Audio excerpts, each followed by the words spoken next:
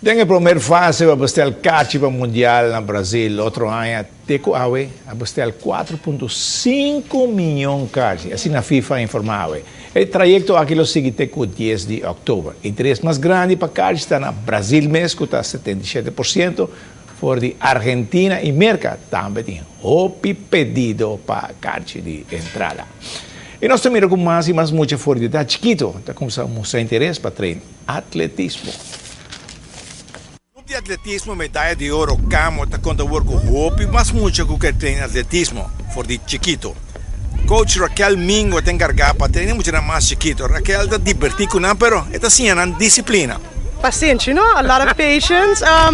It's a drive. You have to keep going. So I don't pay attention to a lot of it.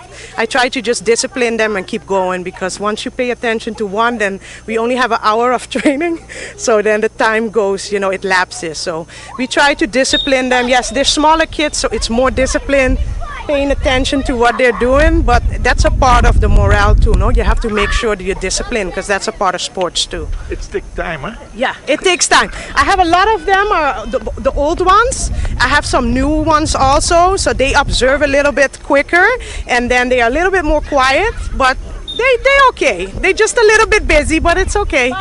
When they finish with you, they know more about running and everything. Then they go by we split the bigger ones. What we do is I have the young ones. We have a competition that's coming up from Camo. We are organizing our own. So right now I have the small ones. We had a competition like a week ago. So we had balwerpen and 40 meter, which went pretty good.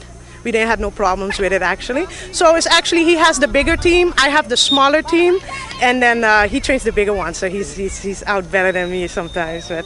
Vivi Pinha está encargada com o muito mais grande que está treinando com hobby e entusiasmo e está preparada para o teste de camo outro semana. Mandei rapport para outubro, teste 40, 60, 100, 800 meter, 1500 meter, bulaleu também e tinha muita rampa de corro solto. Solto também. E isso aí não está preparando para também? Sim, agora me tem ranking também para não. Quanto que esse smack é grande, né? Essa aqui não é bom, só me tem paina não amen tem hora. Tem hora não também tem que escutar, então está bem bom.